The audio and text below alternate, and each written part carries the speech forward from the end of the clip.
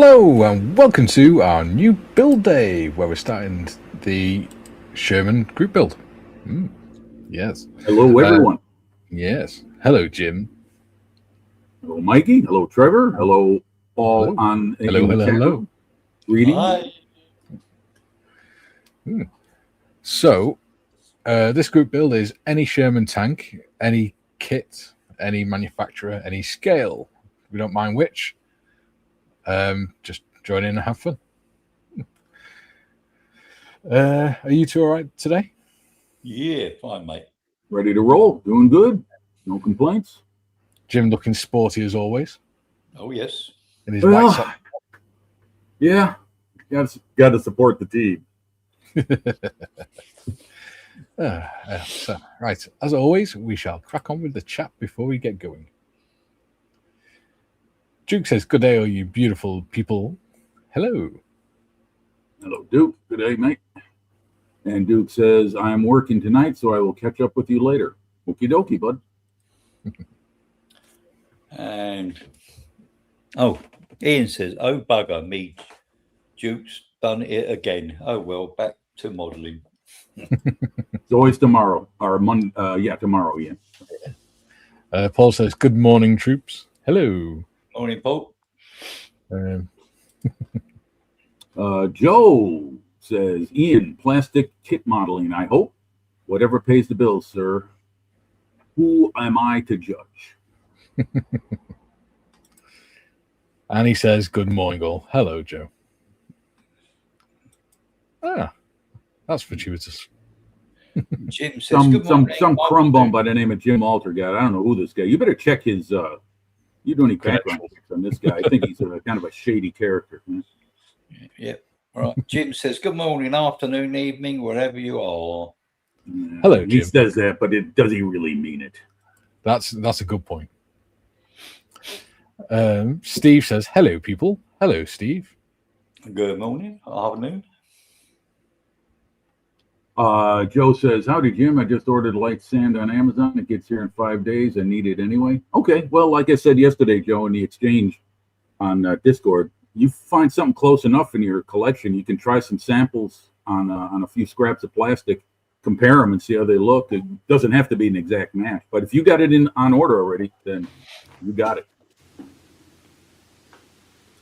Good afternoon, Timothy. G'day, chap. Sorry I'm late on parade. It's all right. It's all right. There's always one. Yeah. It wouldn't be Bearded Veteran Crazy if everyone turned up on time. And Joe says, looking at the site, page, picture, these guys must work out a lot. I hate big weights. Yeah, AI has a way of overemphasizing certain aspects of the anatomy. Yeah. Problem is, if you tell it to be stocky or whatever, make the character stocky, it just goes too far the other way. Then Exactly. Yeah. It's ridiculous. Yeah. There's no middle ground. It's 0 or 100. Yeah.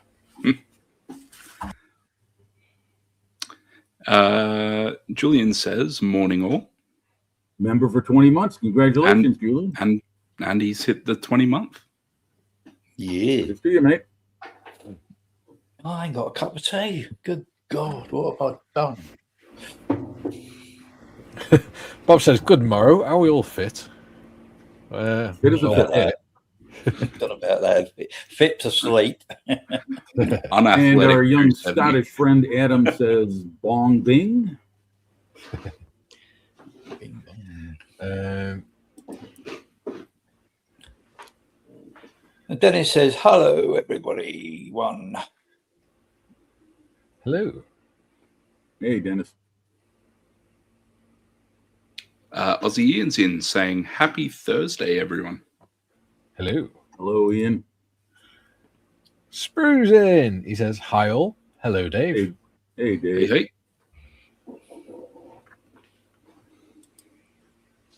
Julian says, FYI, you'll notice the sacred look on the orangutan's, the scared look, on the orangutan's face as he's towed by the sheep. The reason being the wheelchair has no brakes. That would be a concern for me too. I thought it was the sheep's lack of bowel control. Oh, and Graham says, good afternoon, all. Hello, Graham. G'day. Aaronville says, hello, what are you each working on? How many kits at once? No, the title of the page will explain it. Yes. So we're all building Shermans, but they're from different manufacturers and different variants of the Sherman, which we will show you momentarily. Mm-hmm. Ian says, hi, Julian. Breaks are for the weak. Joe says, my 148 scale tank, it's a Tamiya model, has a die-cast chassis. Can I still use extra thin? No, Joe, I would, you're talking about when you come to attach the chassis. I think it screws in, if I'm not mistaken. I've not made a 48 scale Tamiya kit, but with the die-cast chassis, I believe they have screws that fit in to hold it in place. But there may be some points where you're going to have to attach it to the plastic. CA glue. The plastic won't create a bond between the metal and plastic.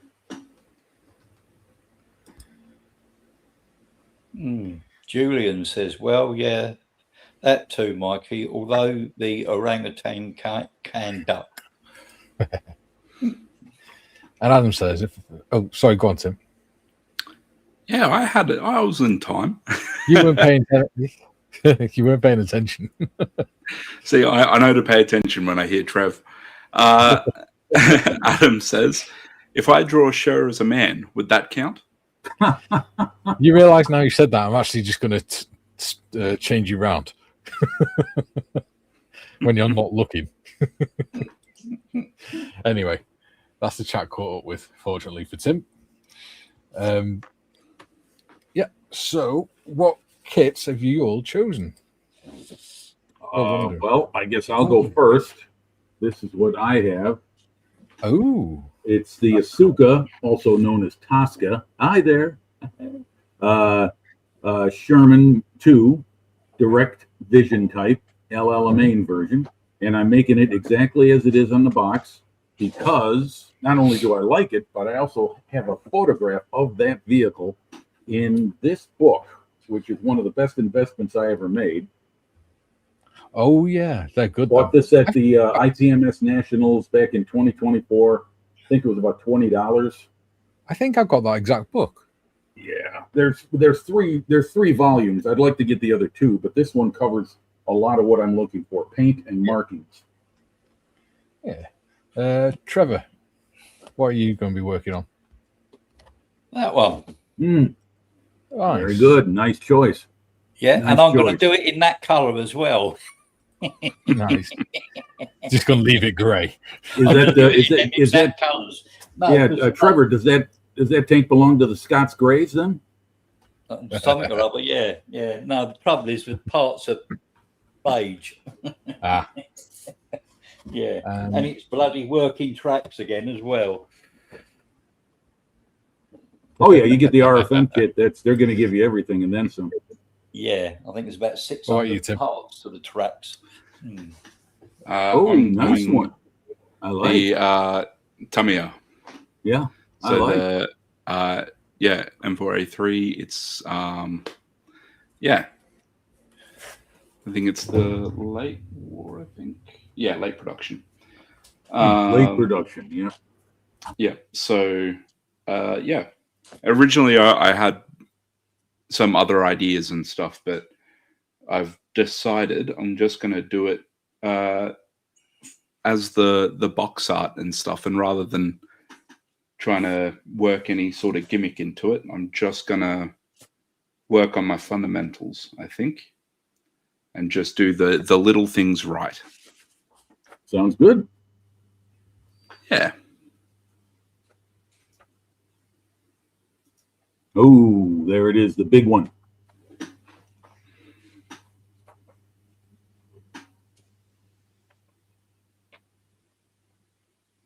Yeah.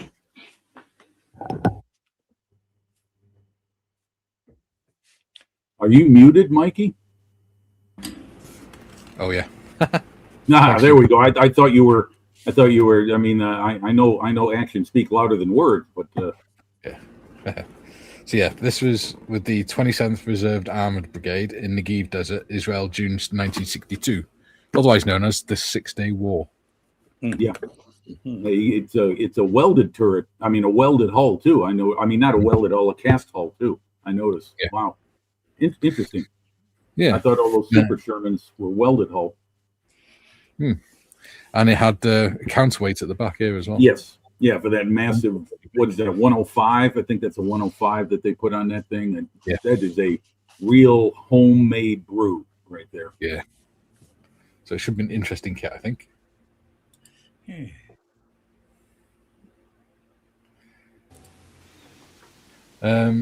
Julian says, you haven't got that exact book, Mikey, unless Jim's pinched yours. Me? Pedant? No, surely not. Git. Right. Gentlemen, let the build begin. Let's do some modelling.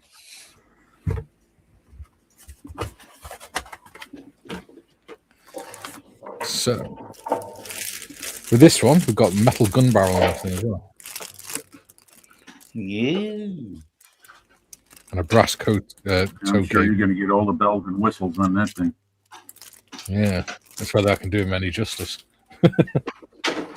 So, Well, one is, the great thing about tanks and armor is, well, just like it looks like a vehicle, is that you can work in sub-assemblies.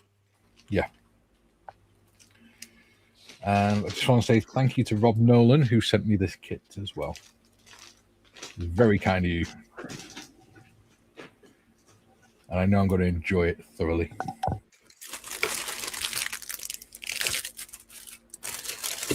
And don't worry, I'm not going to spend 2 hours reviewing the kit. So, Yeah, you'd probably go that long doing it if you did.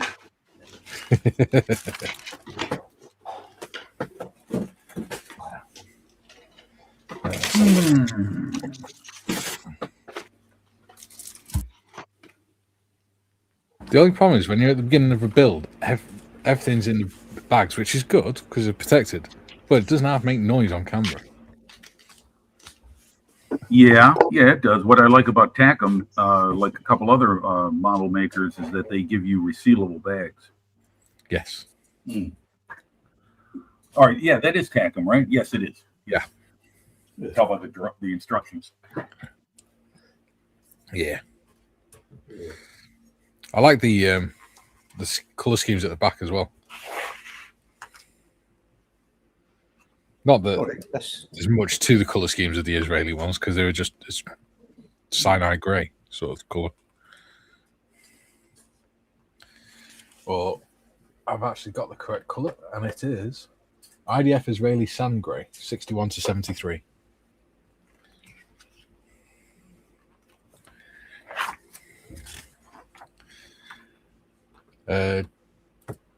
Julian says, told you I'm not a pedant, I'm a git. That's very true. So, Ian, Trevor, I would recommend you start with some tracks so when they drive you mad, you can go back to the other parts. It's a good point. Adam says, like a certain black glove man ranting for nearly 2 hours about Airfix. Yeah. I tried to watch that this morning, but what I found I was doing was I was skipping it to the rants. I wasn't. It completely distracted me away from the actual kit review because I just wanted to see what he was going to rant about next. Yeah, I didn't bother with the rant. I was more interested in the kit until I found out it's out of stock, it's out of date. You can get them, but they won't send me money for them. Yeah. So I didn't bother. Bob says, okay, now I'm worried. Clear parts in a tank kit, plus the very first part to stick in place is choice of two options. Early decisions. Yeah, the reason why it's got clear plastic parts is because of the optics and things. And the gun sights and stuff like that. Ian Chambers says, ask me how I know. about doing the tracks first so they don't drive you mad. They don't look too bad, to be honest. I mean, you've got a jig, so you've got something to work with. Adam says, "Oh, I have no clue about the kit. The rant was hilarious, though." Yeah, I've got no idea about the kit. I'm none the wiser if I haven't watched it. Joe says, I initially planned to build the same kit as Mikey, but decided to go with a simpler model to avoid any potential frustration during the build. You know, throw parts against the wall, etc. Yeah.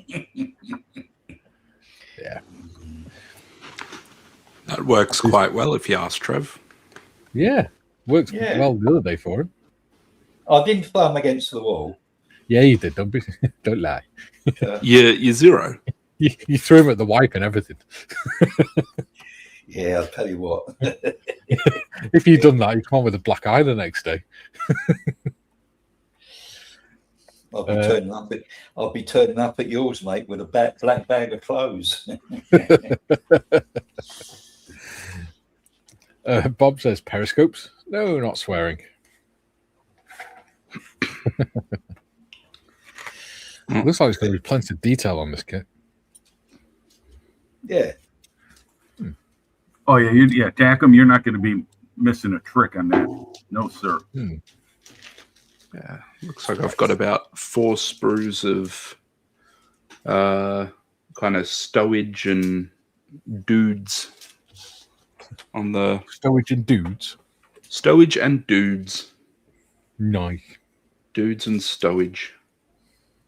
It's better than dudes. Yeah, one thing about Tamiya kits, they don't skimp on the figures. They give you at least one per tank model. Yeah, well, I think I got. Let's see here. Yeah, it looks like 3 on foot and looks like a choice, I think, between is it a choice?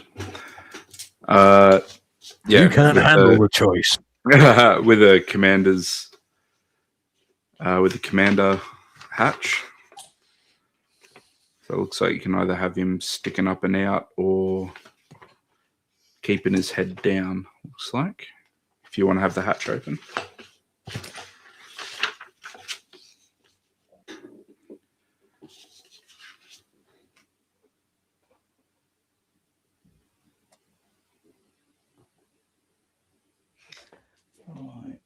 Yeah. Little ration kit boxes. I need a ticker offer. A taker offer? Yeah, I tick the bits off as I do them. A ticker offer, not a taker offer, though. Yeah, so that if I leave bits off for any reason, because they're going to get knocked off or something like that, I can flick back through and see where they go. How nicely molded is this? Let's zoom. Oh, yeah. Look at that. Yeah. There you go. Magnify that. Hey, look at that. H13. It's nice, isn't it? Yeah. Is it?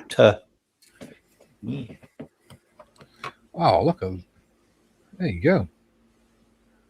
That's cool. Yeah. And then you got the texture on the blackness plate.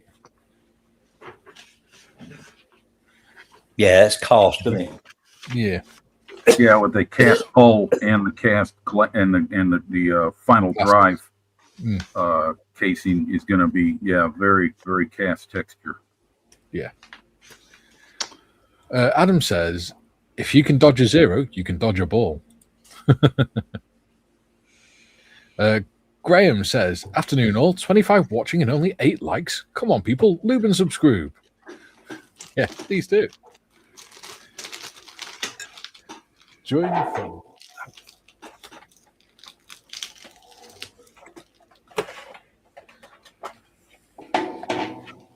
Yeah, so it looks like I've got a choice of 3 with the kit. So, we got the box art, which is 6th Armored Division, January 1945 Ardennes. And that's, Caballero. Number 2, which is just stars and a big old 50, is 69th Tank Battalion, 6th Armored Div, 1945 Ardennes. And this one here is Classy Peg, which is 1945 Philippines. I'd say do Classy Peg. No. Because that's originally what I was leaning towards, was doing a Philippine one. And I was going to do like the full kit and caboodle and get heaps of aftermarket stuff and do, like sandbags and wood and all sorts, and do like a bit of a resin pour and stuff like that. But can I present my logic for why I said Classy Peg? You can. Because you did the Jagdpanther as the Ardennes.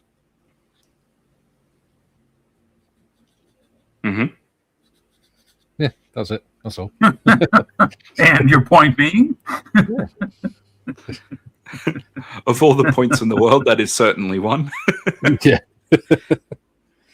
Yeah, no, like I said, I'm going to go. So this is my first Sherman. So I'm going to go bare bones, which to me is box art. You don't get any more bare bones than box art. Yeah. And then I'll just focus on executing things as well as I can. And I think my next one, I'll pull the trigger and do more of a Pacific one and do some cool stuff there with, like foliage, bit of a diorama, maybe resin pour or something, get some water going. This I don't like, if I can get it to focus. No, too close. There you go. You're just about to see it there. They've put the copyright information on the outside. Why would you do that? Is it like in a C, in a circle thing, but the circle is really rough? It's not rough, but yeah, it's a circle. I think that's the casting mark. That's the cast mark. Yeah, don't remove it. Yeah. That's a casting number.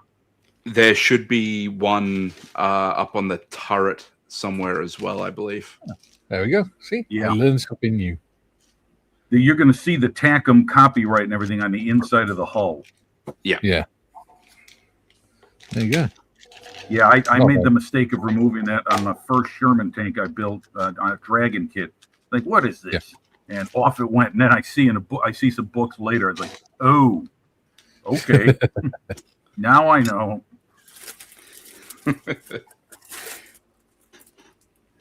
It was just a very industrious private first class that took a angle grinder to it.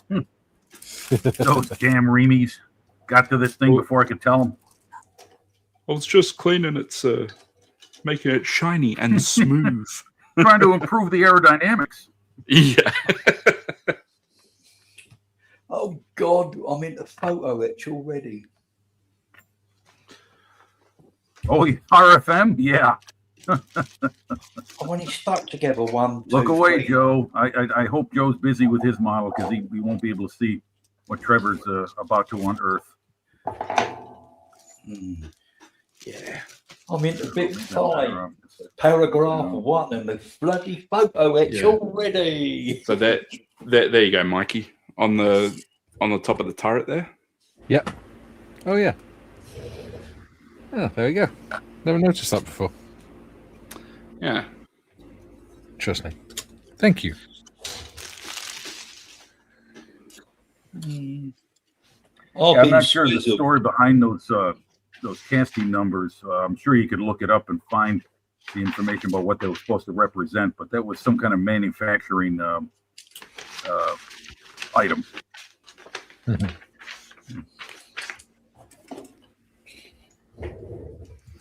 It'd be the mold number, wouldn't it, or something? Could be.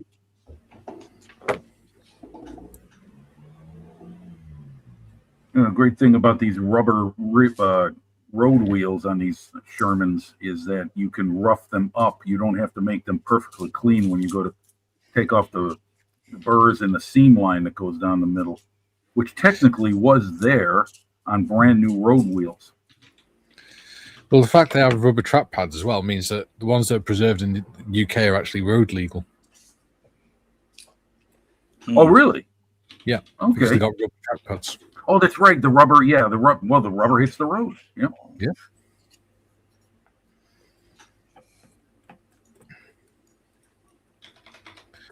Oh, yeah, that's not fair. Right, okay.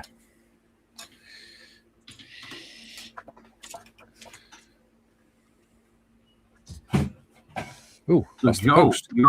I'm assuming you've got your kit up and going. Can you put something in the comments? What do you think of it so far?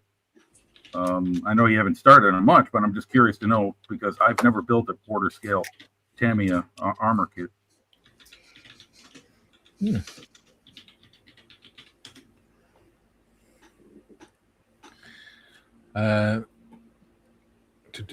do have some comments. Bob says, aha, wisdom from down under. Box art it is. Therefore, option is tapered muzzle tip.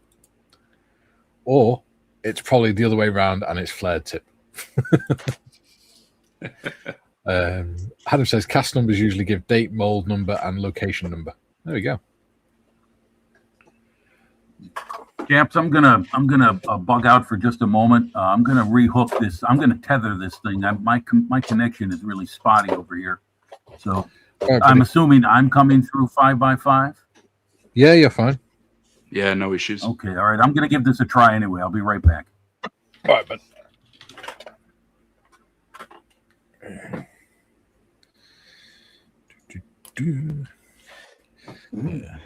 I can pretty much guarantee that once I finish painting it, you're not going to be able to see the bloody casting number anyway.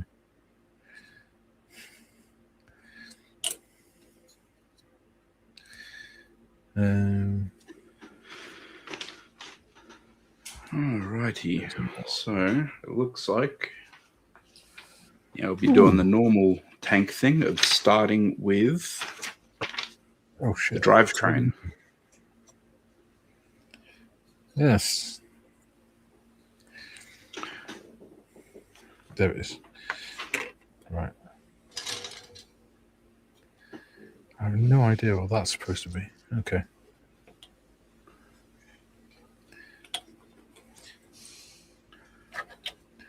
Cool.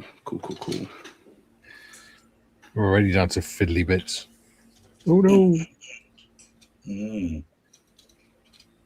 Oh, okay. Well, that'll do. Looks like I'll need all that.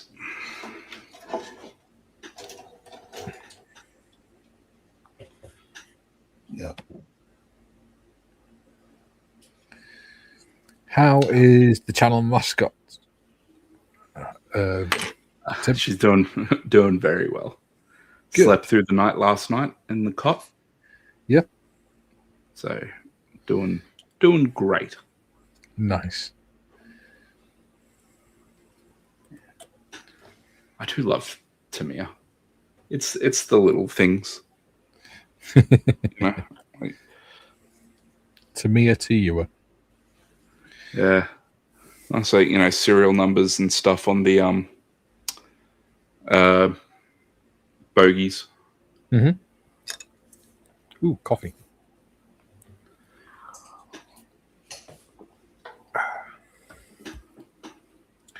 Right, number 22. It's interesting sprue, this one. It's sort of half round. So it's flat on one side and then round on the other.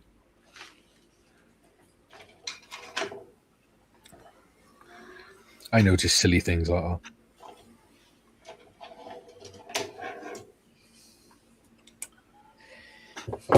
It's Friday. Bloody silly bits of photo X that you ain't gonna see. He's on a whinge already. I just noticed it. It's well, can you see the bit? Oh yeah. Yeah. Well, that's got to be bent twice, one way then the other way. Oh, you'll manage it, Trevor. Man of your skills. I've done the first one. Oh yes, it's not too bad, but they go on the bloody inside, and you ain't gonna bloody see them. But you'll know they're there. Yeah, well, you forget after about 2 or 3 days. Oh, dear God. When you look at it, you'll go, that looks bloody good.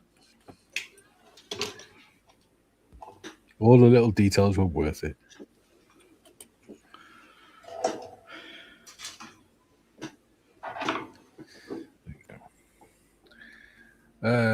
Joe says, Jim, I agree that 148th armor kit is a bit small, but it's okay so far. The quality is really good. It's as expected with Tamiya. It's true. It's true. Huh. Your picture quality is better, Jim. Oh yeah. I tethered it, Yeah. so it's now getting a direct line to the router upstairs. It's through a what do they call that thing? Extension. Extender. Yeah, right. That's what I usually have my TV on, but because the computer is excellent at picking up the signal, but not in this particular location. Yeah.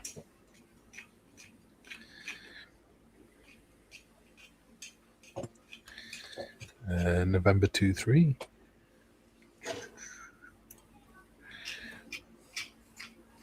I'll tell you what, folks, you want to do anything like model and find a peaceful part of it to do, just start a tank model. There's so many repetitive exercises that, far from being boring, they're actually rewarding, therapeutic.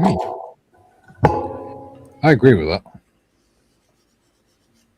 Trevor doesn't. Well, when they include photo etch, I totally understand. Yeah, especially as I say, especially as when they're done and they're fixed on, you ain't going to see them. Don't worry, Trevor. We'll come up with something that isn't a tank next time for the next build.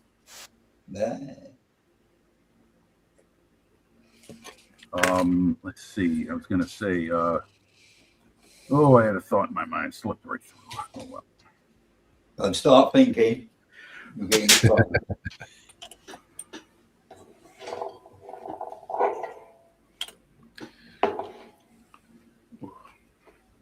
Might have to drop the jacket and open the window. Yeah.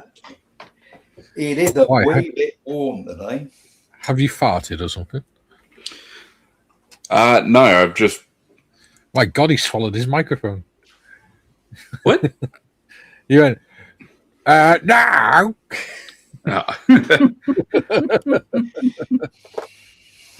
just, it's just repetitive. I've done something to jank up my elbow, so I've got to kind of just fix my left arm down and do everything with my right. Yeah. You, sir, need an elbow support. Yeah. No, I think I just strained. Tell you what, for anybody that hasn't got a pair of photo etch scissors are a bloody godsend.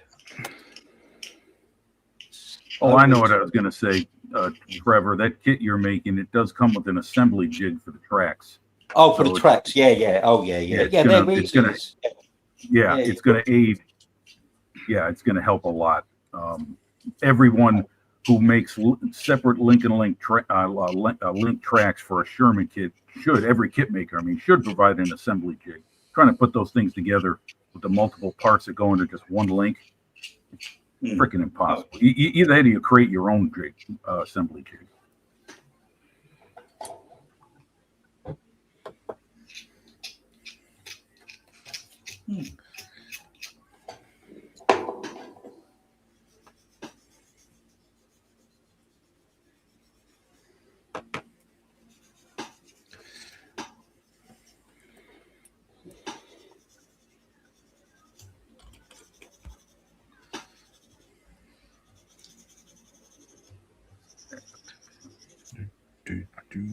That way.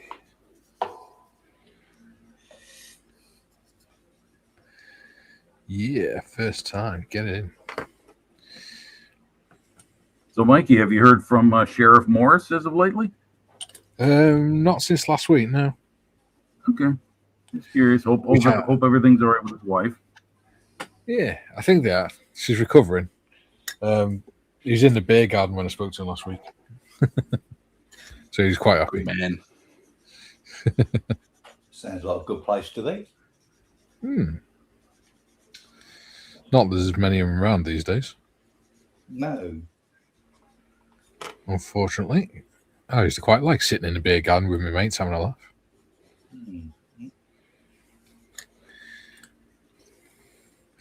I also used to find it quite useful when I was barman. Because you'd often find, especially if you smoked, that you'd go for a smoke outside in the beer garden as a barman. And it's then that if you had people that were buying drinks for underage people, they'd usually keep them outside in the beer garden in the summer. So you go outside for a cigarette and just watch who the people are they're taking their drinks to and stuff. And I caught one lad who I went to school with buying drinks for 14-year-old girls. So I said, put them down, don't come back. Yeah, that's pretty creepy. Yeah, and the girls went to walk off with him, and I went, no, you stay here. He goes, you ring your mum and dad to come pick you up. Yeah. Because I know him, and I know what he's done in the past. Oof. Yeah, that stuff. And they were like, oh, we thought he was just being friendly. I went, no. Yeah. You're learning a lesson, young ladies. Yes. Without having to pay for it. Luckily, Uncle Mike was watching your back. Yeah. Joe says, yes, for me, armor has become my favorite type of model kit to build. Yeah. I like armor. Joe says, question for all. If you're not going to ever see a part in the finished model, do you include it or not? There's no wrong answer. It's your model. Good question. Interesting question, Julian. I've done both. I've bypassed it and I've installed it. So whatever that, maybe on a particular model. But yeah, I've done both. For me, I just build whatever I can. If it's within my skill level, I'll just do it anyway. If it says it in the instructions. Yeah, if it's putting things on, I generally do it. The only time I might, pull the brakes a bit is if to install a photo etch piece, I need to remove something that's perfectly fine as it is molded. Yeah. Yeah, you know what I mean? Like sometimes it's like that. Yeah, like it's not worth the hassle. Yeah. And then I end up with spare PE that I can make seatbelts and crap out of. So right, yeah. That's a tip for all you young modelers out there. Hand all your spare PE frets and everything. You never know; they may come in handy for the most unusual things, but they could be remarkably similar to something you're trying to find on a totally different subject. Yeah. I found that to work. He's calling us young modelers, Mikey. Well, some of us are. Ha ha. Okay. There's only one here that's younger. Let's face it. Yeah, and it's Jim. Me? Well, thank you. Joe says, I want to see Oxley's rant, but I'm afraid I'll start getting his videos in my feed again. Peter's all right. If you know what you're getting into, you just take him in your stride. He does look interesting now lately because he hasn't been wearing his tweed jacket because of the heat. Yeah. I mean, if you really want to, Joe, you can always watch it, and then next time it pops up, there's underneath the thumbnail, there's 3 dots. Press on that, and you can tell it not to recommend the channel or that you're not interested in the video. So there you go. Not that I'm saying you should do that to Peter, because that wouldn't be fair. I'm just saying, if you ever come across channels and stuff like that, because I do it on mine with this channel, all I have on it is stuff like music, history, modeling, things like that. I don't want any news on it. So what I do is whenever it tries to force a news video into my feed, I tell it that I don't want it to recommend that channel. Ah, okay. And it doesn't do it then. Joe says that at least gives. Yeah, I'm sorry, Mike, but it at least gives you some control on what they're sending you. I didn't know that was out there. I got to look at that. Yeah. Yeah, because otherwise your feed just gets clogged up with stuff that it thinks you might be interested in. Right. Yeah. It's just tools to like manually adjust your algorithm. Yeah. It's stuff like, I don't know, all the news and crap that's going on in the world. As soon as I see a news channel pop into my feed, I just like, don't recommend. It doesn't affect them or anything. It just stops YouTube. Right. It just keeps you from having it sent to you. Yeah. Yeah.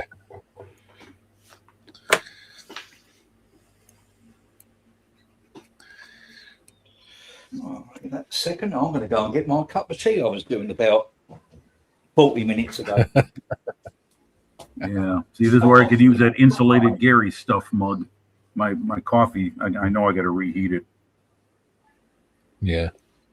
No, you get caught up doing this stuff, and you just forget about everything else, kind of get in your own world, and oh my God, 25 minutes has gone by. Yeah. Well, I've got on my desk, I've got one of those like Lazy Susan things that's supposed to be for makeup, but I keep all paints and glues and stuff like that in it. Yeah. And I have my coffee in an insulated mug, and what I found is if I have it, because I have my fan on the windowsill, if I put the mug behind the Lazy Susan, it lasts all stream, because it's not got the cold air blowing over it. Okay. It did get rescued from the bin.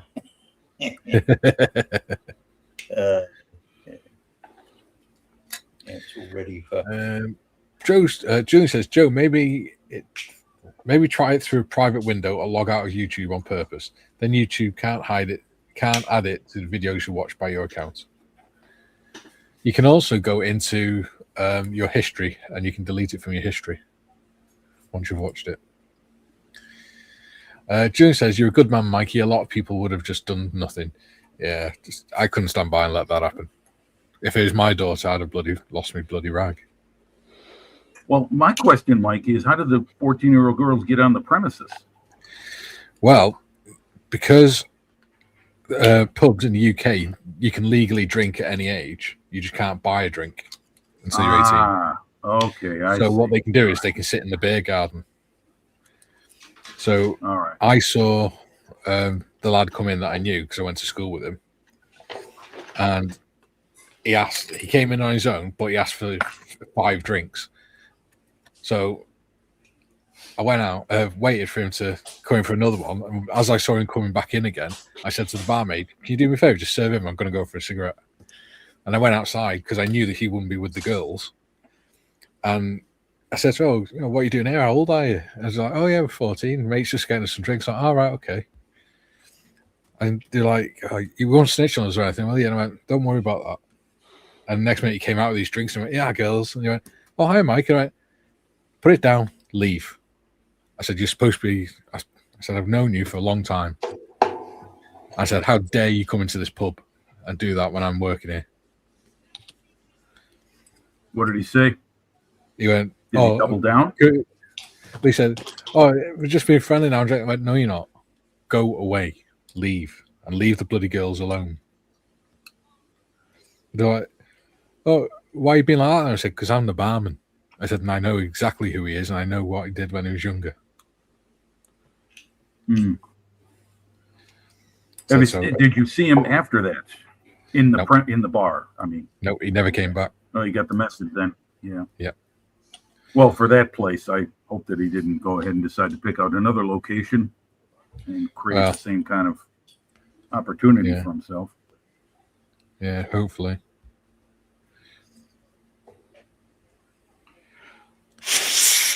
Yeah, over here you can't even get into a drinking establishment under the age of 21. and someone as young as 14 seen walking in there, they're like, "Whoa, wait a minute, what are you doing here? Let's see some ID." You know, see, it's not the same over here. You can, like I say, you can drink at any age legally in the UK, but you can't buy alcohol for someone under 18, and you can't buy alcohol until you're 18. So you can go in a pub, because pubs, especially pubs where they have restaurants and things like that. Right. Yeah, they're Indian establishments. Yeah. Yeah, I mean, I remember this when we were younger. There's quite often, if I'd go to the pub with my dad and my granddad, because they'd go to the pub on a Friday night to take part in the quiz, and I'd just go in and sit with them and have a Coke or something. But, so yeah, the only thing they can do is, obviously, if they see you buying alcohol for the child, then they can kick you out with the child. Yeah, that's a big no-no out here. Yeah. The only exception is if the child is having a meal with the parents, they're allowed to have certain. Yeah, I get it. Yeah, right. Yeah. If they're having a meal, they can legally have what I think it's cider or mead or something that they can have with the meal. They can have certain types of alcoholic drink with their meal, as long as they're supervised by responsible adults.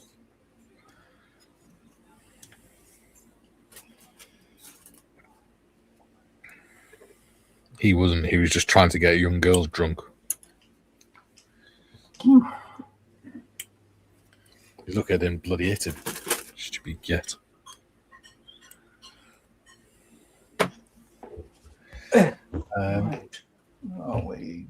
Bob says, what does Bob say? I've paid for the parts. I damn well will use them. Yeah. Sure thing, Bob. Yeah. Adam says, I have decals to do when I finish car seat stitching.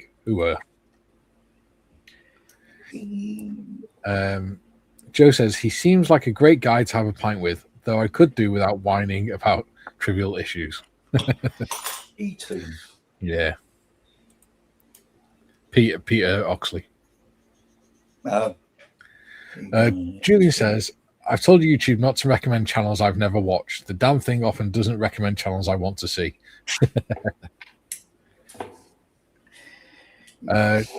Joe says, Mikey, I'm wearing my BVC apron. Nice. And he's wearing it in his picture as well. That's right. Yes, his avatar is him in his in the apron. Julian, Joe, hopefully more than just that. Julian. Where's your mind at, mate? Ian says, from zero to hero. The following Ghost says, morning, everyone. Hello, Ghost. Morning. Morning. Adam says, it's a tad different in Scotland. The only difference being it has to be with a meal. Yeah.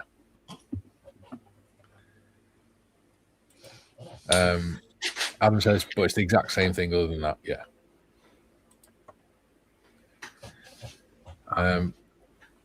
Adam says, with a meal, then you can't be in the bar or drinking areas until 18.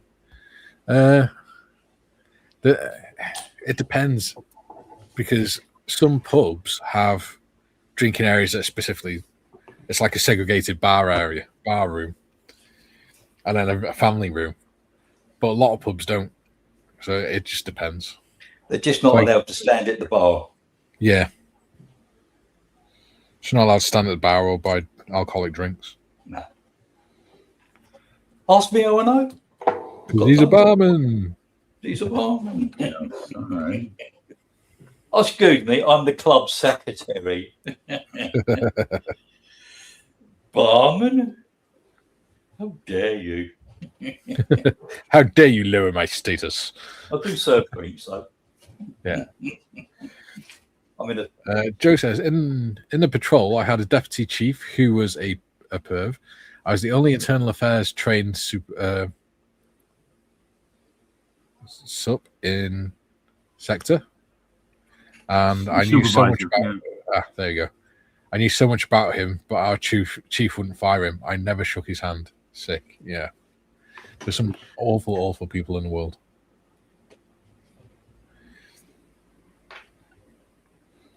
Joe says, Julian. Yeah, some awful people in the world. Unfortunately, they're usually the ones that get the least punishments. But we won't go down that road. Because that would be a well-deserved rant. Oh, we don't do ranting on here, do we, Trevor? What are you saying? I'm really enjoying this kit. It's lovely. I'll have it finished by the end of the session.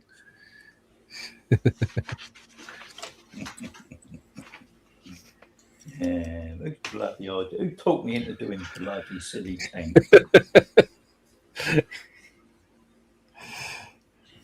Oh, I don't.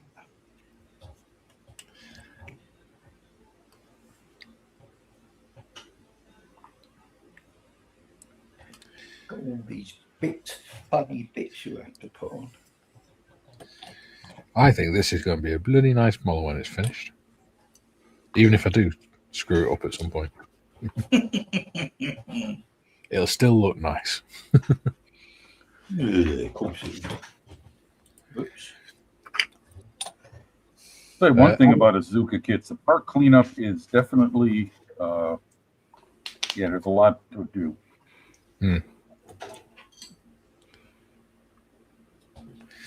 Adam says, I was actually listening to a thing on Fred and Rose. My lord, yeah, they were awful people. May they rot in hell. Oh, West, yeah. Yeah. Their niece lives not far from us. Is she? Yeah. My mum knows her, and when my mum found out, she said, oh, what was that? She said, I don't want to talk about it. She said, we don't talk about them in our family. No, I mean, the trouble is you can't blame the relations, can you? No. Yeah, they were sick, evil people. Why has it done that to me? Why is it 2 bits are on another? So, Tim, will the Patriots have their field ready to play by tonight?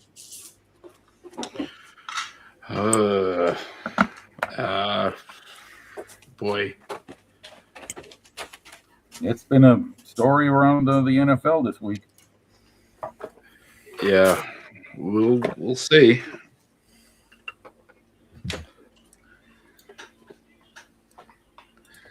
Apparently, the first field. Oh, I'm sorry. Go ahead, Mikey. Go ahead. No, it's cool. It's all right.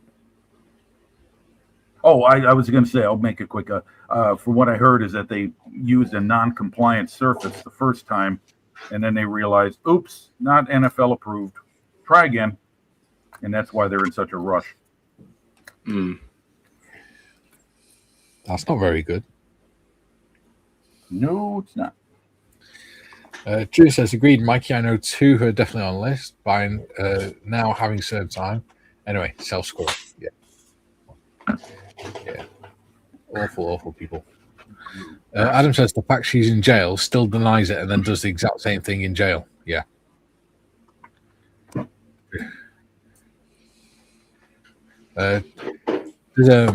You'd probably be interested in this, I don't actually. If you go on to Netflix, I think it was, I saw it.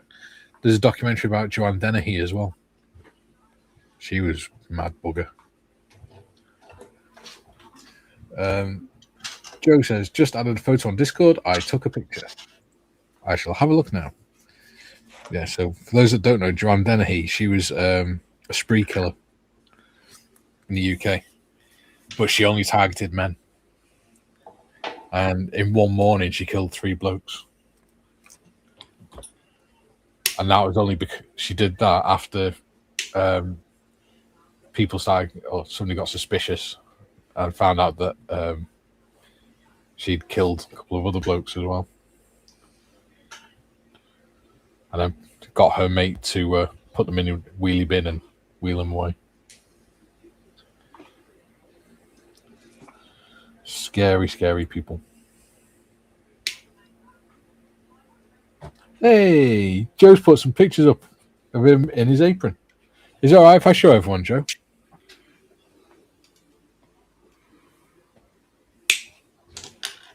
I think it'd be nice. But I won't show it without Joe's permission on YouTube. June says, be right back on the phone.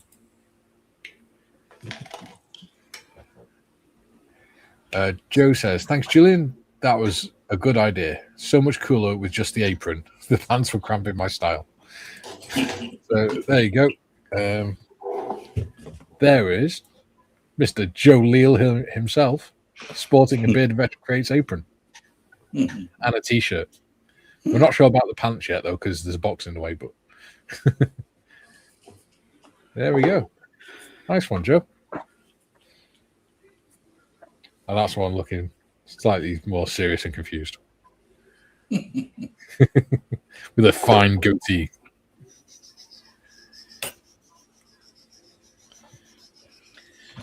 There we go. Adam says he's seen that documentary. It's good. Yeah, I'm going to have to watch it because I do find stuff like quite interesting. Scary sometimes, but interesting. Joe said, sure. Adam says, the mate part was genuinely the most shocking part. Pretty much no second thought about it. And in the bin you go, yeah. It is mad. And the fact that they just went along with it as well. They didn't even question it. Joe says, you all are lucky I still had pants on at the time of the pick. Julian says, ew, it really wasn't a suggestion, Joe. Right, well, are we? Y26. Yeah, it was, Julian. That's how you get your kicks, mate. Admit it. That and sheep.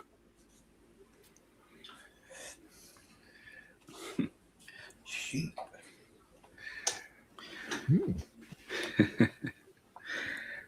All these bits fit together really nicely.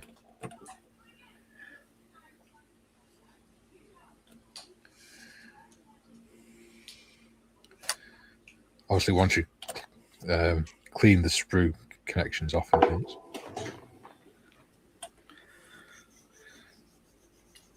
So, you know what KFC's kind of motto is? Yes. Yeah. What is it? Finger licking good. Yeah. Saw a thing today saying the existence of finger licking good suggests the existence of toe sucking evil.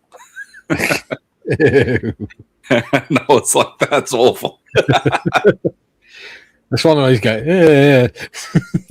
No. It makes me giggle now every time I see a KFC sign or anything. You're strange, man.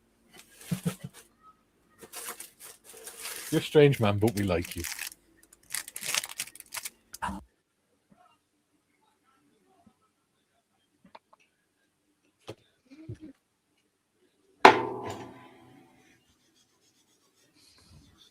Top tip of the day: if you get these little baggies and stuff in your kits, keep them and put them somewhere safe, and use them for masking large areas.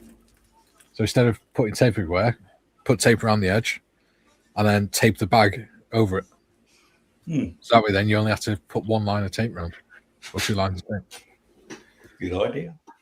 You could have told us that yesterday before I chucked them all in the bin, though.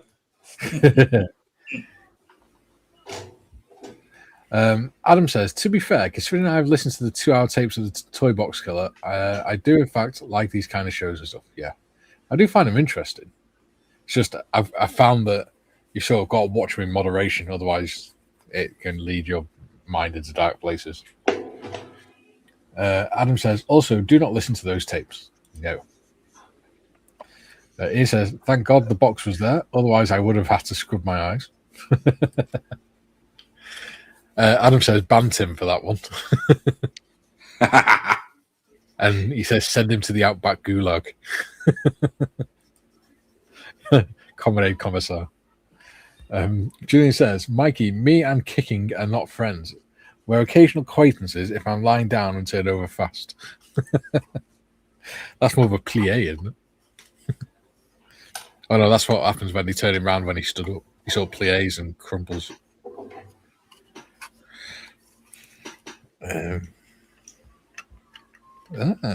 Okay.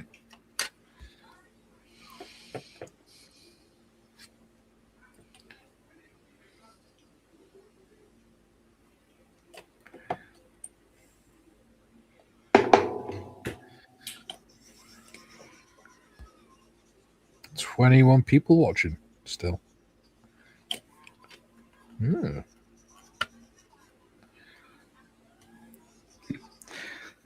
Who doesn't love watching bogeys get put together? Bogeys.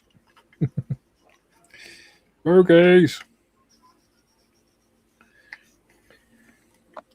I think a clamp is in order. Hey, come here, little clamp. There you go.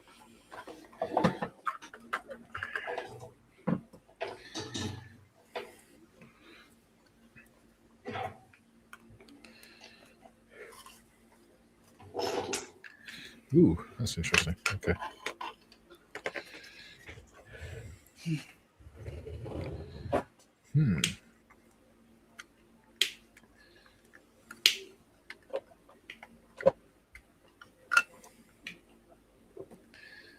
Let's see.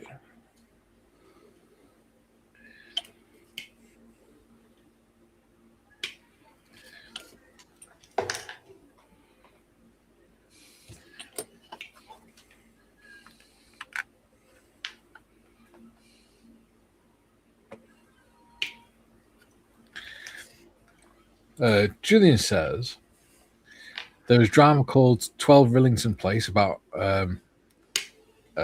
deletion there. Mum refused to watch it. She remembered reading about it in the paper. Yeah. I'm finding that more and more. I'm watching documentaries about stuff that happened in the past. I'm like, oh, I remember that. I remember that in the news. It seems so long ago. Joe says, Ian, and quite a bit of squinting, unfortunately.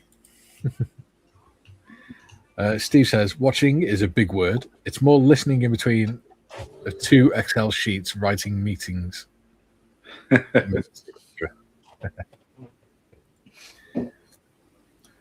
Julia says, 21 watching and 17 likes. Ahem. And Ian says, Joe, and most likely a microscope. That's harsh. But totally fair.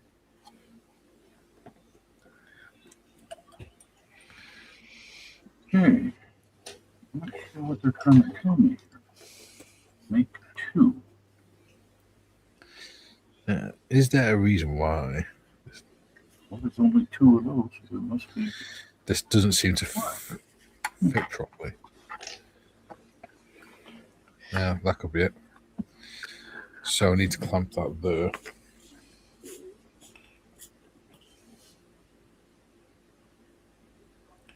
Clamp that there, like that. Just like that.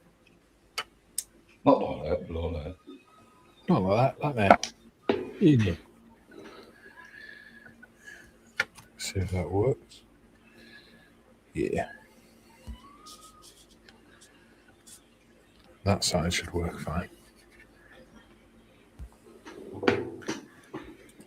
Joe says, I watched a video on some people drowning in beer in London in the early 1800s. Yeah. Drowning in beer. Not a bad way to go. Yeah. At least you go happy. Yeah. When they get him out, they'll say, well, we suspect he was drunk. There was a high content of alcohol in the system. Yeah.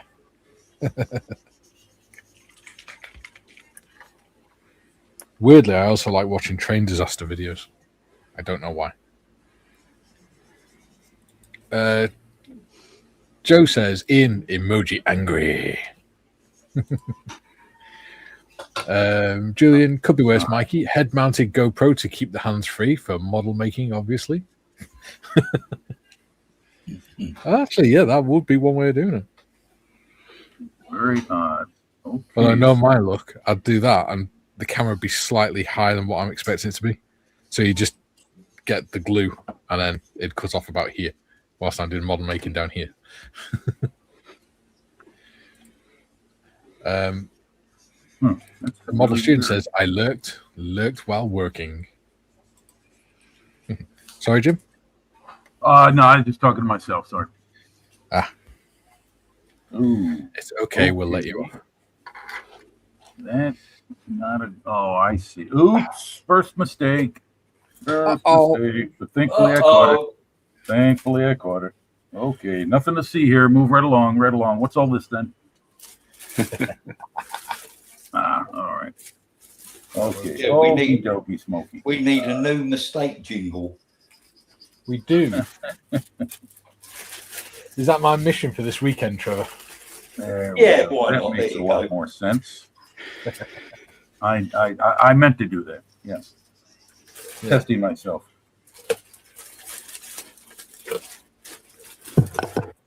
Oops. Yes. What model Sherman are you doing, Jim? Suka model, former Tosca. It's a Sherman 2 direct vision type LLMA 1942. Oh, okay, yeah. It's cast hull Sherman. It's one of the early ones with the excuse me, later style of bogey. I believe. No, I'm sorry. It's with the early style of bogey. Yeah. It should still be the VVSS. Right. Well, what I mean is that there are two different styles of bogies. You'll see them on early war Shermans.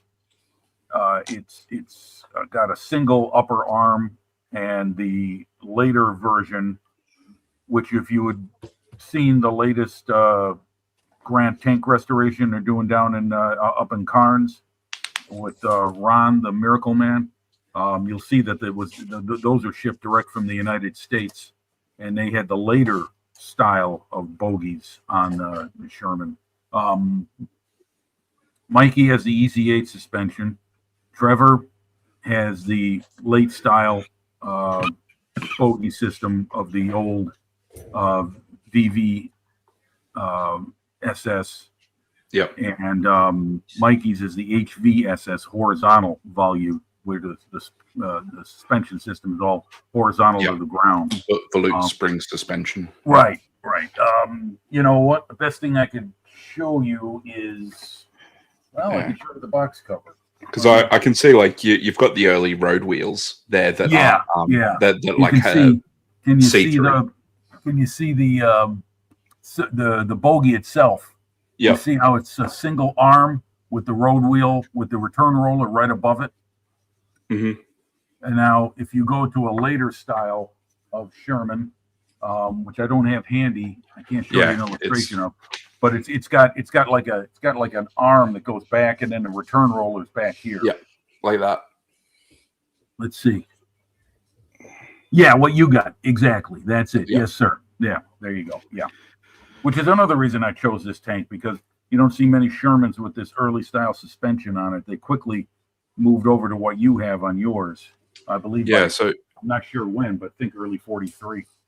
Yeah, this kit is a little funny. Like, yeah, obviously because the changes to the Sherman over time. Like, it's only got the later VVSS, but I've got both the early and late variants of the drive sprocket and the road wheels.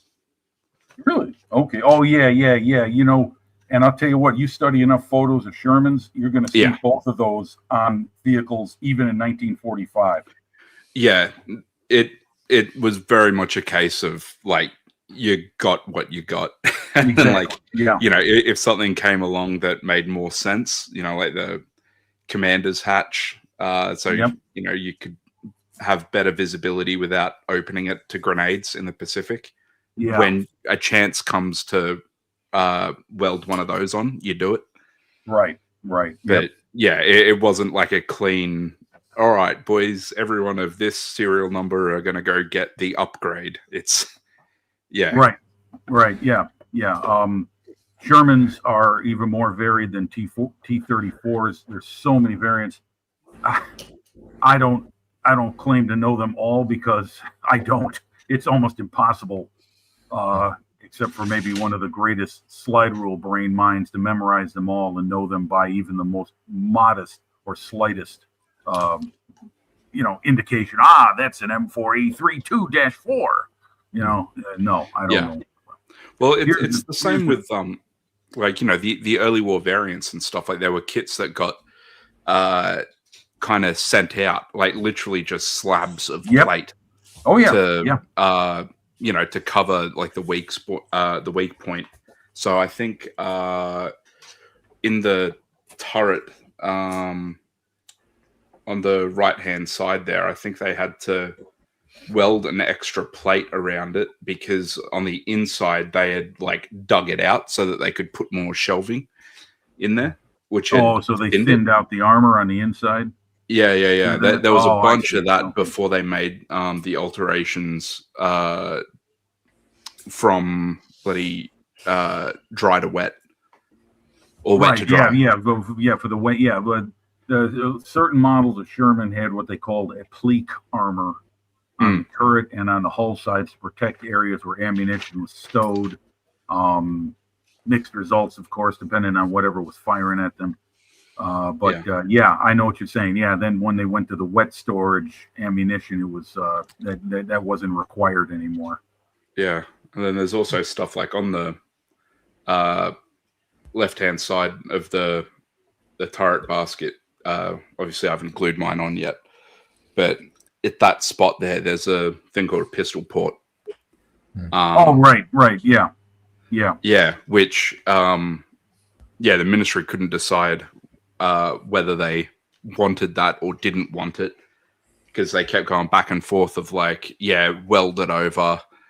No, you can have it, because obviously in like the Pacific, if you had a chance to, have a little bit more ventilation, you were taking it. Yeah, certainly so. Yeah, they kept going back and forth on that. And despite the name, it's not for it's not for you to stick your arm out with your pistol. The idea was your loader could basically just toss the spent shells out the side of the turret. Yeah, I've got the same thing on mine. This is an early version. There it is. They could either load ammo in there or throw the shells out, like you said. This early turret, you can see there's only one hatch on top. Later, they created a hatch here so the loader could get out of the vehicle. I've got the later. Yep. Yeah. So. Yeah. Yep. Because that was one thing the crews were like, hey, man, the loader's got to go around the gun and get out through the commander's hatch. And that's not a good thing when one of these things would light up. They didn't call them Ronsons for nothing. I found out something interesting about Sherman yesterday when I was reading that book. The belly armor on it was only 25 millimeters, which is 10 millimeters thinner than what the frontal armor of the A7V is. Yeah. Yeah, it was built for speed and being able to maneuver and outflank and all that stuff. I mean, the British, like the Americans, had this idea of using armor as like cavalry, but properly protected cavalry, because tanks on their own are extremely vulnerable. And as the Second World War progressed with things like the Panzer Schreck and the Panzerfaust, they were extremely vulnerable without infantry protection. The British learned that the hard way in the Western Desert. They would send their tanks out on these cavalry charges early on in the campaign. And the Germans would lure them onto their screen of 88s by sending their tanks out. Then the Panzer IIIs would turn around and scoot back toward their own lines. And as soon as the British tanks came within range of the 88s, bam, it was a killing zone. Well, the problem they had, or when that belly armor became most prevalent, was when they were going through Normandy, because they were trying to clear the hedgerows. They'd go over the embankment, and they'd expose their belly. Yeah. Well, that's where they came up with those that hedgerow cutter. Yeah, Sergeant Cullis. Yeah, I think it was named after him, the Cullen hedgerow cutter or something like that. It was called. Yeah, they built it out of the old Rommel's beach defenses. Yeah, they were invented by a guy called Sergeant Cullis. Okay, U.S. soldier. Yeah, it was. I think he was one of you guys, like the American version of the Remy. Not necessarily a mechanic, but he was. I think they called them ordnance or field ordnance battalions or something like that. I can't remember exactly the American designation for it, but those would be the guys who would add things onto vehicles for or repair them in the field. Yeah. Yeah, the Sherman could be an endless topic of conversation. There are so many versions. As I said, endless it seems. And yeah, I mean, each one was introduced with a different feature. And yeah, there's all kinds of stuff. And the engines, too, the variety of engines that went into them as well. Yeah. Oh, gosh. Bob says, did someone say drowning in beer means you're expired happy? Ian says, the I made a boo-boo jingle would work. Model student, I'm not so familiar with World War II armor, so stupid question, is the Firefly a Sherman? It is. Jimmy says, yes, the Firefly is a British Sherman with, I think, a 75mm gun. The British measured the caliber in pounds.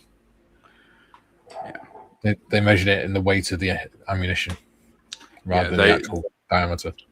They were getting outgunned. So, like at that time, there was big race on just getting bigger guns out to the field, and they slapped the biggest gun they could possibly fit into the Sherman for the Firefly. Yeah. Model student says, "Oh, cool! I wasn't stupid. Yay! Good to know." Adam says, "Tanks need infantry. Infantry need tanks." Yes, sir. A lesson that they learned in World War I, and then forgot by World War II. Joe says, "There's a lengthy video on all the Sherman variants on the Tank Museum channel." Yeah, I like the Tank Museum. They've got a really good bookshop as well, online bookshop. And John's in. He says, "Hello all." Hello, John. Hoi hoi. Right. What's this next piece? Ah. There we go.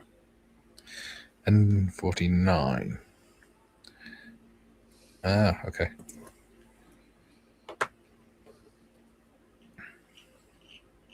Get on there. What the flaming Lord? Okay. How the hell is that connected to it? Okay, I think that comes off there. And that comes off there. We might reverse tweezers. Which way does that go? It's down like that. There we go. Super. Right. Oh, we dropped to 16 people. We're not entertaining enough. Yeah. Oh, no.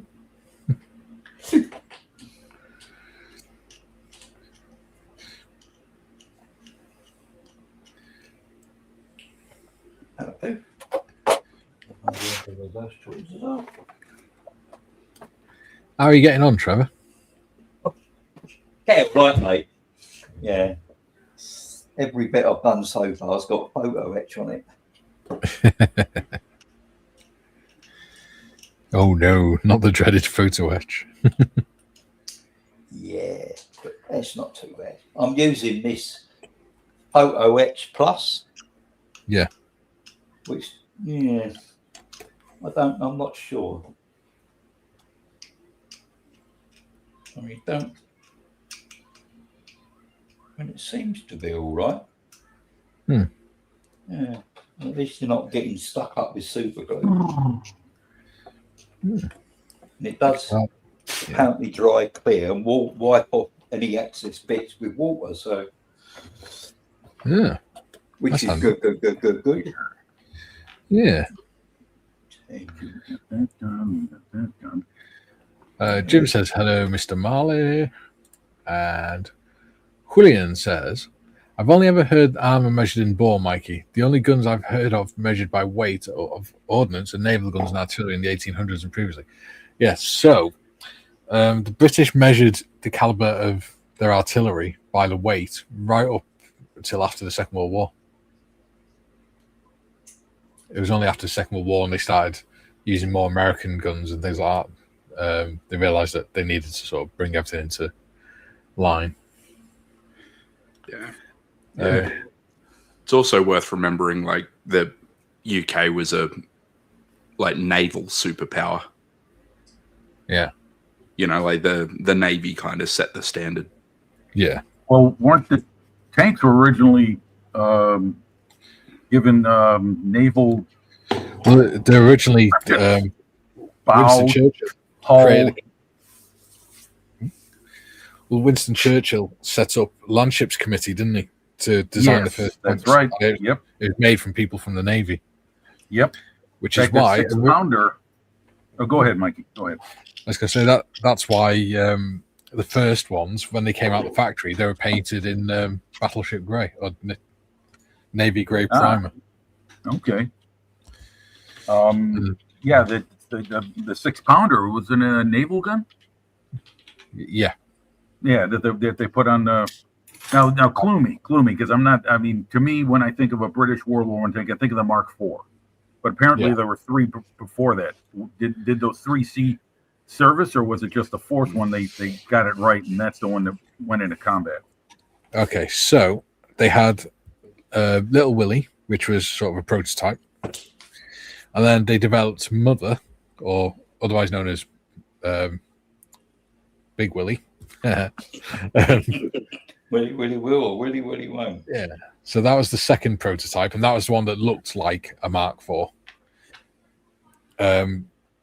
And they put that into production, which meant it was the Mark I. They then got Solomon J. Solomon to come up with a camouflage scheme for them. Wait a minute. Hold on here. What's that name again? Solomon J. Solomon. Yeah. He was just. Not gonna mute myself. I gotta laugh. He was an artist in the early 20th century, so they got him to design a paint scheme for it. So they went to Bovington, painted the tanks in these paint schemes, well, the sides of them anyway. And they're like, great, cool. Spend all that time with the lads painting these paint schemes, which looked kind of like surrealist landscapes. And then they shipped them over to France, and straight away they were told, those colours are far too bright. Tone them down a little bit, please. They'll stand out like a sore thumb. So then they had to repaint them. The crews had to repaint them. And then they went into battle. And after the first time they went into battle at Flers-Courcelette, they realised it's a complete waste of time painting them because they had the all-round tracks. It picked up the mud, carried it to the top, and then the mud just ran down the side anyway and covered all the paint. So then they just started painting brown. So what you had was the Mark I's had the camouflage. You then had the Mark II. Now the Mark II, a lot of them were shipped over to France without the sponsons. So what they did is they took sponsons from the Mark I's and put them on Mark II's.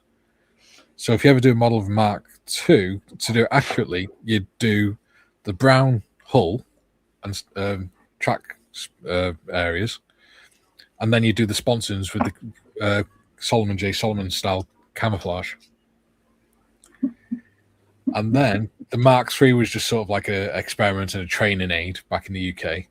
And then that led to the Mark IV, which became the most used tank in World War I. And then in 1918, they brought in the Mark V, which had the way to tell them apart easily from a distance is the Mark IV only has one commander's cupola, and the Mark V has one at the back as well.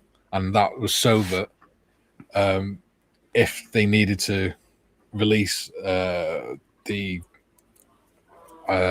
machine off the roof to block in a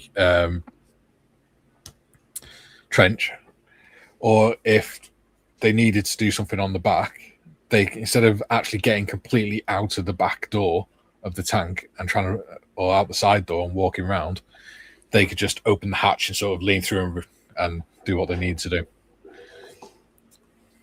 There you go. Yeah. Thank you.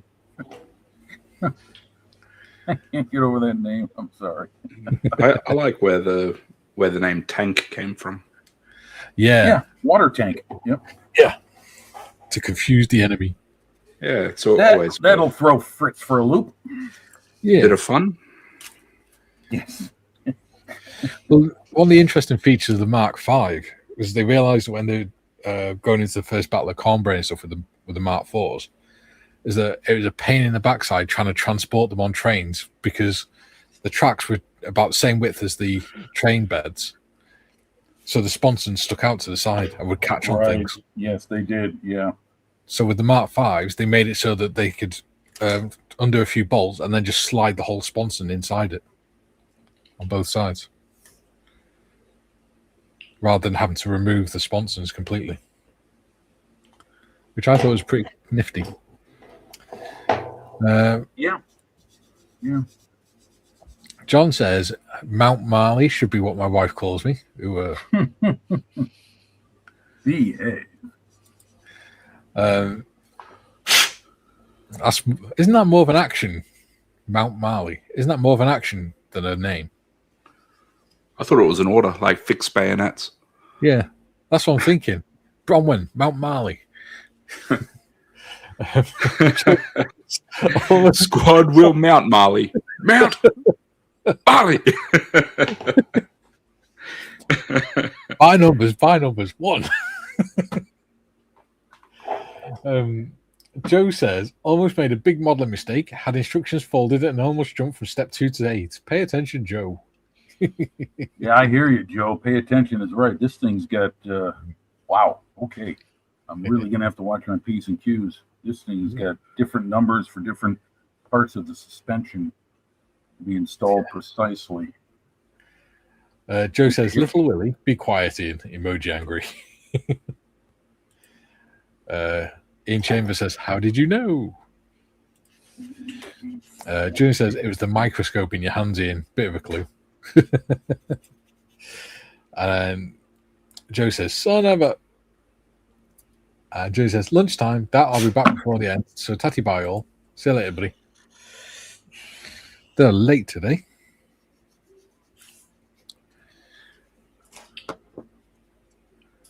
Adam says, no, not Adam. Ian Chambers says, I do believe that the conversation is turning puerile. Quite possibly.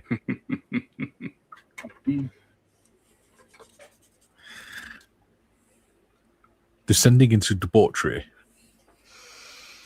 Oh, yeah. Before.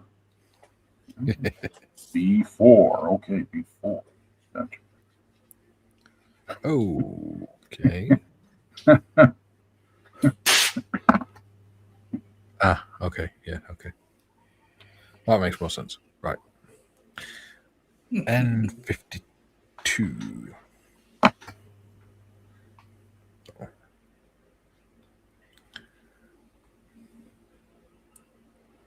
There we go. That's still tickling you, isn't it, Jim? I can't help it. Solomon.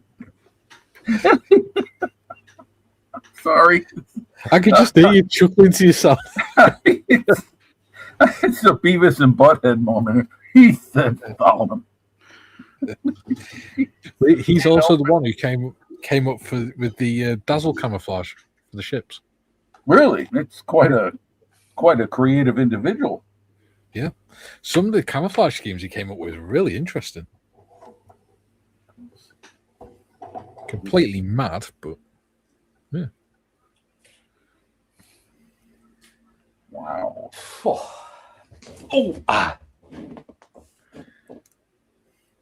So there we go. We've learned a bit of World War One British tank history. Yeah. If you'd like to know more, there is a video on the channel about World War One British tank paint schemes. The only thing is, little Willie ain't little, he's very big. That's what she said.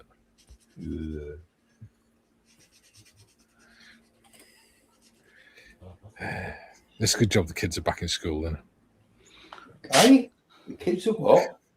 Back in school. I know they're not holidays. Really? Is today their first day of school over there, or? No, it's September. I just realised. Okay. I was going to say. Yeah, because it is the first day for school kids here in Kendall County, where I live. In Chicago, Yeah. It's a little bit later, but it's very surprising for me, being of my time, that you would have school being brought back into session before the end of August. Normally, it's at the end of the month. Yeah, not the middle of it. Yeah, ours start back at the beginning of September. I just forgot we weren't in September yet. Wow. Holy moly. Okay. Adam's put a link up to something called tanks. When you're putting the links in, Adam, make sure you put a description of what it's actually about, not just a word. Because it could be anything about tanks. Thanks, though. Yeah. Thanks for the effort.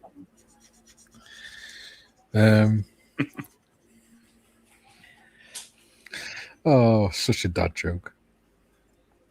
You can do those now, Tim. Yeah. Mikey, it takes me to a thing by someone called the Bearded Veteran Creates, and it's called World War One British Paint Schemes. There we go. Yes, the First Battle of the Marne, First Battle of Ypres. How do you say Ypres? How do you British say it? Y-P-R-E-S. Wipers? Ypres? Ypres. Ypres. Okay, so you say it like the natives do. Okay. Yes. Because I've heard anything and everything from the British folks. Like the veterans used to call it wipers. Yeah. The Tommies did, I should say. B1, B2, B3. Well, I got to give, pardon me, I got to give Asuka some credit. They are putting the parts for each subassembly on the same frame. So you don't have to go looking for frame B, frame C, frame D, etc. That's one thing TACM is maddeningly inconsistent about. You might find yourself chasing parts all over sprues there, Mikey. Yeah, I am doing. I had noticed. So far, I've used 4 or 5 different sprues. Yeah. Oh, Yeah, there they go. Yeah. Four, I think, plus the photo etch. Yeah, right. Yeah. That be that done. Right. Come on. Take Get your in time. the treasures. Take your time. Oh, we're on a bit too. Oh, good. 1, 2, and 13. We're going to have to leave that to Sounds dry like off. some idiot. Otherwise it's all going to fall a bit. Is anyone else just sitting there listening to Trevor ranting to himself? Honestly, I just picked up on it right now. I got to tell you, the way Asuka's assembly sequence goes, it does really require me to like bear down and pay attention. This is very easy to get wrong. You know, to what's the old military term? Advance too far, too fast. Yeah. Adam says, to be fair, it is in fact about tanks. It's your camo video. There we go. Yes, it is. Thank you. Fascinating. Adam. I'm watching it right now. It's great. I love it. Thank you. I wonder what the date is on that. I can't remember. Oh, it's what? Well, it says 2 years ago, so that means it's at least 2 years old. Yeah, it'll be over 2 years old. I'm looking forward to starting doing more videos again at some point. I think you should. I think that would improve, or at least open you up to more subscribers. You know, doing more than just live streams. Yeah. Huh? I think even if we just did one video a week or something. Well, yeah, whatever works for you. You know, it doesn't have to be there right away. Maybe you don't set such an ambitious schedule right away. Well, See how it goes. I don't know. I mean, how much work did it go to put this together with the one I'm watching right now? Was it easy? Was it? the hardest part is finding footage and things like that you can use, especially with World War One, because what I noticed is companies like the Imperial War Museum and Getty Images and things like that, they've bought the rights to most of the World War One photos. Yes. So even though they were over 100 years ago and the copyright expired, they've bought the copyright for them. Okay. So it's quite difficult to find. This is very interesting. It's Eastbourne Air Show Day today, isn't it? I got that. Yeah, Paul's there, isn't he? Yeah. Yeah, I just heard Spitfire or something go over. Yeah. Spitty. Duke says, I'm back. I'm going to start mine tonight at work. Nice. All right. Good for you, Duke. Glad you're joining us. And Joe says, Ian, you still in the chat, Aussie Ian? How's yours going? And which one did you choose? I forgot. Joe says, I'll watch it too, Mikey. Just don't start ranting and raving about silly shit so I won't delete you off my feed. I don't do that, buddy. I don't like doing stuff like that. I like to be positive. Yeah, you do attract more flies with honey than you do vinegar. That's for sure. Yes. What were you saying, Trevor? Didn't say anything. Oh. No, I think that was me. I was mocking you. It's going, I like to be positive. Git. And you might catch more flies with honey than you do with vinegar, but you also catch more flies with dog shit than you do with honey. So that's true in most of YouTube, isn't it? Yeah, stay negative, people. Spite moves mountains. Be more like Tim. Hate the world. I'm 31 going on 80. Kids these days. Thing is, if you like this now, what are you going to be like when you're 80? Who knows? You young whippersnapper. Who knows? Maybe my development will be backwards. Like I started a conservative and I'll end up a hippie. Who knows? Like Benjamin Button or something. Yeah. It's only 4 bob. Get yourself Timmy-fied.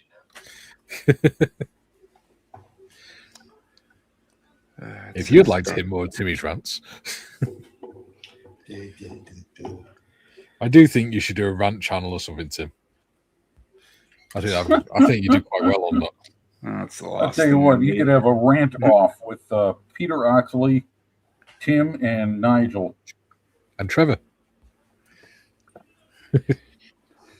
Okay, Trevor, we'll throw it in there, yes. Yeah. Nigel's modelling. Nigel's not too bad. He's all right. No, he's leveled off over the last few years or so. He's certainly not making as many videos as he used to. He's spending more time on his car. Fiat. He's building that sports Fiat 131 or whatever it is, isn't he?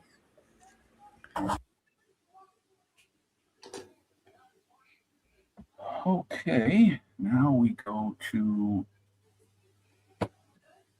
Okey-dokey. 7. Okay. I see what I'm going to have to do with this is get my parts removed from the trees and have them ready to go. Yeah. Joe says, I think Timmy is my dad reincarnated. Senior negative. Senior negative. It's only 4 bob. Get yourself Timmy-fied. Special potions here. You know, you got ads on these videos, Mikey. Is that from the original creator? No, that'll just be YouTube. Okay. Do you get a cut of that? No. So YouTube has the right to put adverts on any video they want when they want.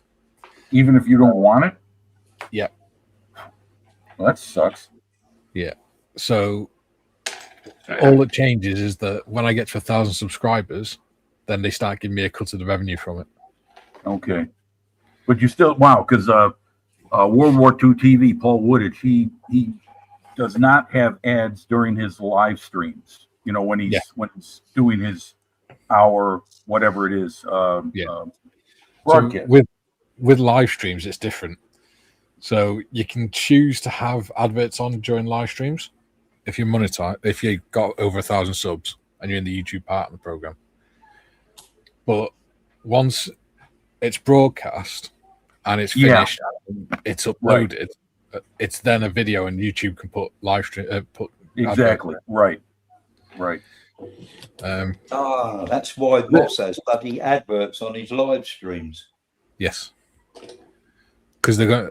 Well, this is why I say that when people say, "Oh, you know, monetize and choosing to put adverts in your videos," well, YouTube put them in anyway. The only difference is if you monetize, you get a cut of that money. So I think that should still be at the discretion of the creator of the channel. Oh yeah, I agree. It should be, but it's not. Well, yeah, obviously, but I mean, yeah, it's just I don't think it's.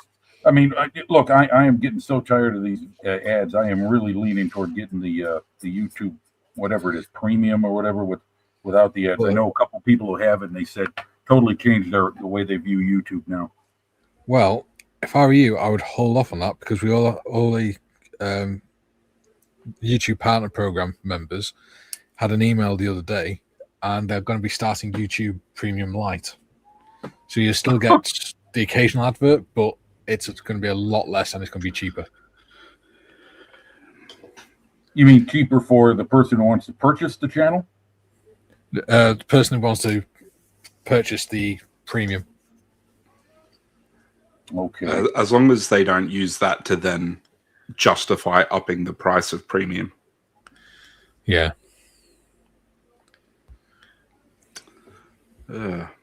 So for anyone that isn't aware, Tim's a whinging bastard. of what Jim and I were talking about before with VVSS and HVSS. Yes. So yeah, it's the so this is the earlier one. So the H for HVSS. V, vertical volute spring suspension. So you can see in there's like that coil sort of pack. Yes.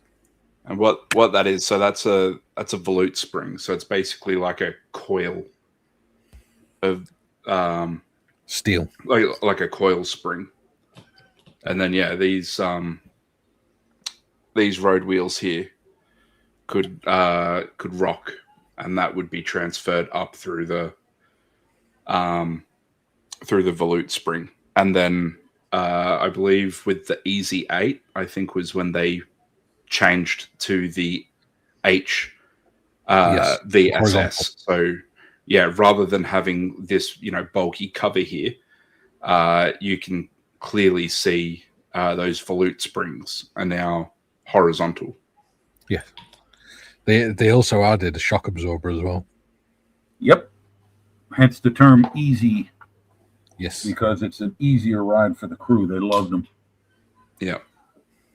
And then, exactly what Jim was saying earlier about, so this is the return roller up here. So this, of the VVSS, this is the later version. So it's got that, offset aft, whereas Jim's has that vertical standoff and just like has it above. So, yeah. But that's one of the big identifiers with Sherman's. Yeah, apart from, like the gun and stuff like that. The look of the bogies will tell you a lot. Yeah.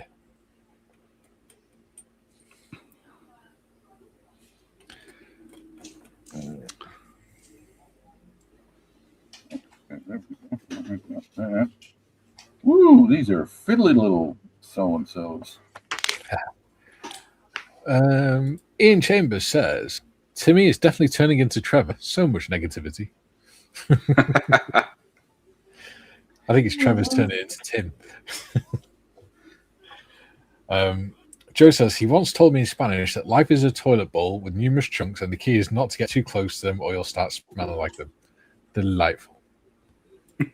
What a wonderful metaphor. Can you tell I've slept well as well? My brain's actually working today. Using big words. Yeah. Ian says, I've noticed that since the introduction of YouTube Premium, normal YouTube has been pushing a lot more adverts. Don't quote me, but there is a connection. Yes. And it's to try and get people to buy Premium. Yep. Go above? Oh, it goes above.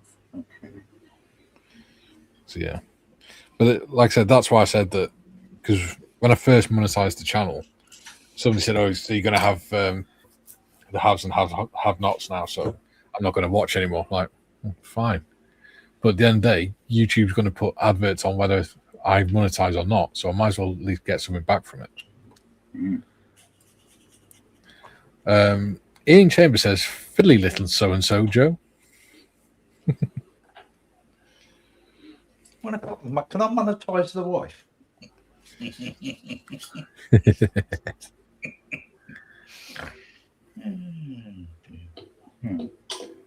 Poor woman, she's had to put up with me for 50 odd years. Oh no! Wow, this is weird. Oh, What? right. Does someone put up with Trevor for 50 odd years? He's getting bloody hot. 12 and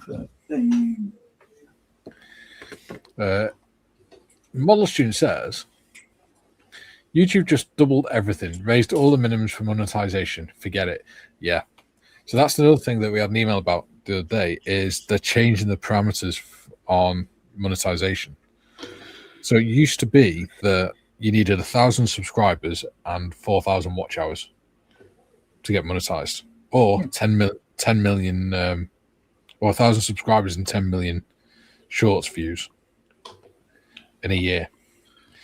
So what they're doing now is making it so you still have to have 1,000 subscribers, but you'll have to have 8,000 watch hours in the last year, and you have to have 10 million shorts or 10 million shorts views in the last 90 days. So luckily, because I'm already in the YouTube Partner Program, it won't affect me, because I've already got about 14,500 watch hours anyway for the last 12 months. So I just need to get to the 1,000 subscribers. And they're also changing sort of like the amount they get paid from Premium and stuff like that, and Premium Lite when they bring it out. And they're not, if you fall below, if you get monetized or get to that level, and then you fall below the watch hours again, they're not just going to kick you out of the partner program anymore. They're going to give you 90 days to sort of get back up to that level. And they're making it so that you have to upload, I think it's 2 long form videos every 90 days and 1 short form, like a short or something, every 90 days, 5 shorts every 90 days. So this channel won't be affected because I'm already in the YouTube Partner Program, and I'm already putting out 4 very long form videos every week. With the help of these guys, thank you very much. Be funny seeing a bunch of people, like, you know, out of absolute desperation, with like a couple of days left, just resorting to doing the truffle shuffle on camera to try and get views. What are you trying to say, Tim? Are you volunteering? No, I think you should volunteer. I'm finally excited then about Tim doing a truffle shuffle. I'm finally doing something about being too fat. Stopping eating so much. Yeah, legit. I'm like back on my carnivore diet. I've dropped 3.8 kilos in 4 days. That's one big turd. You must have been in there a long time. Yeah, no, it goes quick. I've done this before. Like I drop about 20 kilos in 2 months. See, eating veggies doesn't do you any good, does it, Tim?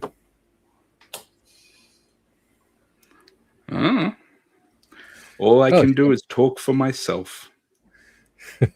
And I feel much better, like literally just eating like steak, chicken, eggs, cheese, milk. Things, yeah. Steak, egg, and cheese, all the things that make you fat. All the things that make you happy. Well, that as well, yeah.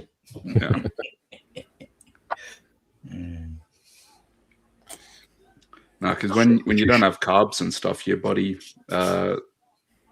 changes over. Yeah. What it burns for energy. Yeah. So rather than burning carbs, because you're not putting any in, it starts burning fat. Yeah. Which is why, like, you don't want to be eating like real lean meat and stuff, like New York strip and stuff, and nice fatty marbled steak, and it's so good. Weight just falls off, and I feel like more alert, more awake. Energy levels go way up. It's so good. Bench pressing Robin and legit. Like the only reason I like stop is because I forget how delicious beer is. So I pretty much drop 20 kilos, get back down to a weight where I'm happy, and then like incorporate other stuff back into my diet, and then that'll do damage until I go, all right, I don't know, time to cut. Everything's fine as long as it's in moderation. Yeah, well, I figure, like, what animal in the wild maintains its body weight all year round? Well, exactly. And even elephants drink alcohol, so there's that. Or rather, they eat the alcohol and get drunk and go on rampages. Did you know that? Eating the like the fermenting fruit and stuff. Yeah, it makes them drunk and they go on rampages.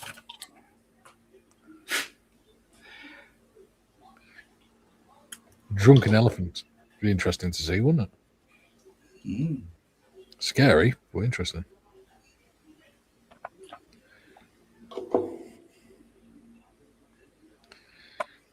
Like Actually, a really there's one big out on there's talking about elephants. It just reminded me. There's one out on the Masai Mara called Timmy. Yeah. Yeah, there is. Yeah, all joking aside. Yeah. There's a famous elephant there with about 6 foot long tusk called Timmy. Now he's just bragging. Right, what do you want now? I want a couple of polycaps. All right, so I'm not going to get what'll be the starboard side bogeys done on camera, but I'm kind of in my stride at the moment. So I've already got the road wheels ready, so I'll just bang those out. And then that'll be the drive assemblies done for next week. Sweet. I'm on step 2, just finishing step 2, which is on the hatches at the back, I think. Upsides there you go. Upsides of Tamiya, buddy. Like, looks good, just slaps together. Shake and bake, baby.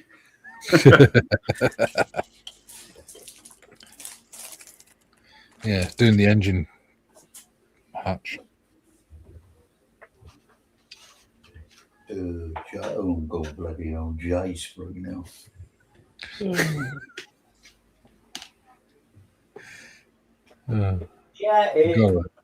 Gotta love Trevor, haven't we? Get me out of here, bloody Jay's through now. It's like listening to Victor Meldrew ranting. I liked Victor Meldrew. I did as well. I'm going to get the DVD. I found the DVD box set for 17 quid for all 6 seasons. Yeah. So I'm going to get that because I love watching it.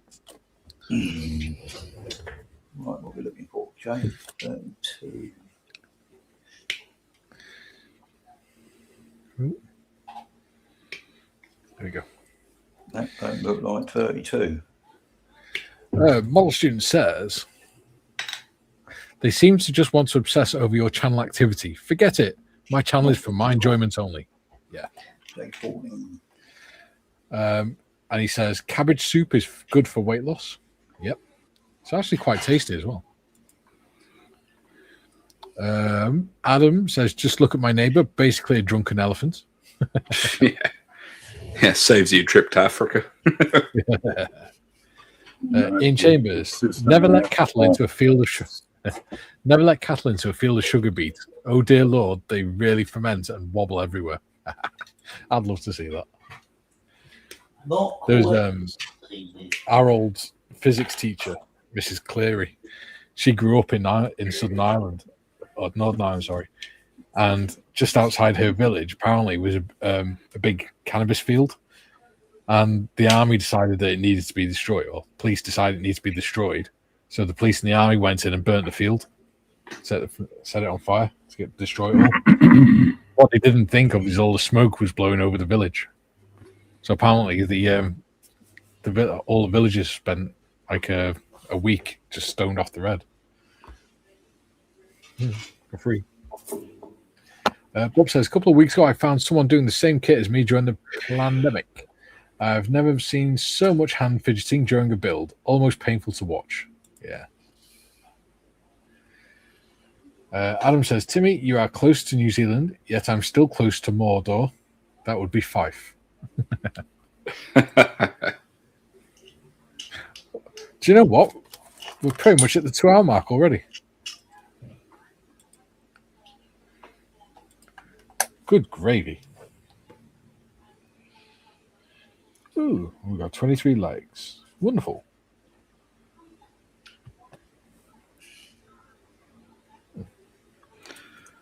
All right. Yeah. I'll slap these bogeys together. Off cam, I think. Yeah. Adam says, no, Graham says, oh, Adam, be careful.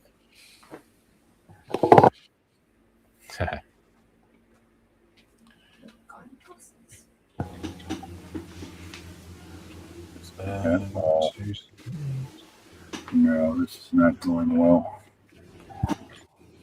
3 seconds, just gotta get plastificate.